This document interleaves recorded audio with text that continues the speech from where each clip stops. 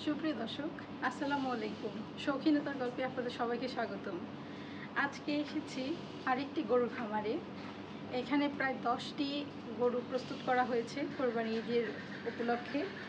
তো এই খামারটি আপনাদের সম্পূর্ণ ঘুরে দেখাবো এবং এখান থেকে কীরকম বাৎসরিক যেটা আয়ের সম্ভাবনা সেটাই তুলে ধরবো। তো আমার সাথেই থাকুন।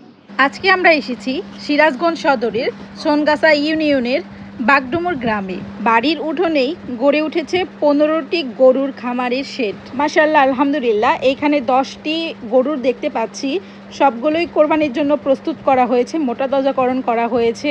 গ্রামের বাড়িতে গরুর শেড করার বিশেষ একটা সুবিধা রয়েছে।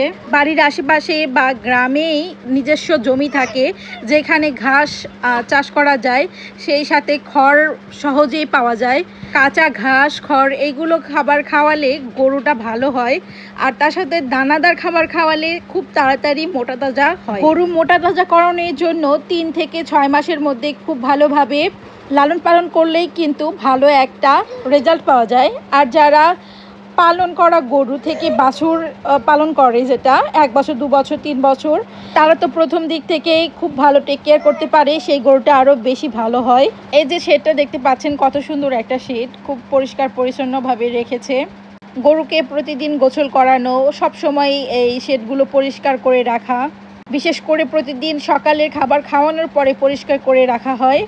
আর গরুগুলো এখন রেস্ট করছে, দেখতে পাচ্ছেন সবগুলো গরুই কিন্তু শুয়ে শুয়ে রেস্ট করছে। ওদের বিশ্রামেরও সময় দিতে হবে। পাশাপাশি কী কী খাবার খাওয়ালে গরুগুলো তাড়াতাড়ি মোটা তাজা হয় সেই খাবারগুলোর তালিকা বলে দিচ্ছি। ভুট্টার ঘাস, ভুট্টা, দানাদার ভুট্টার গুঁড়ো, খোল, ভুসি, এগুলো গরু খুব পছন্দ করে। গরুর ধরন অনুযায়ী, গরুর ক্যাপাসিটি অনুযায়ী কতটুকু খাবার দিতে হবে সেটা আপনাকে বুঝতে হবে। এটা যারা গরু লালন পালন করে তারা কিন্তু একদিনের অভিজ্ঞতা না, দীর্ঘদিন ধরে লালন পালন করলে একটা অভিজ্ঞতা হয়, সেটা থেকে খাবারটা দিতে হবে। যারা প্রতি বছর এরকম গরু তৈরি করতে চান বা ঈদের আগে 3 মাস বা 6 মাস আগে গরু তৈরি করতে চান, তারা হাট থেকে গরু সংগ্রহ করে আগে অন্য খামারে রাখতে হবে, কারণ গরুকে ভ্যাকসিন করতে হবে বা গরুর কোনো রোগ আছে কিনা সেটা খেয়াল করতে হবে। সেই কাজগুলো কমপ্লিট হলে 14 থেকে 20 দিন পর আপনি নিজস্ব খামারে ঢুকাতে পারেন এবং সেইখানে প্রতিদিন খাবার কি পরিমাণ দিতে হবে বা দানাদার খাবারের পরিমাণগুলো ধীরে ধীরে ধীরে ধীরে আপনি বাড়াবেন। দেখতে পারবেন যে আপনার গরুটা ওয়েট গেইন করছে।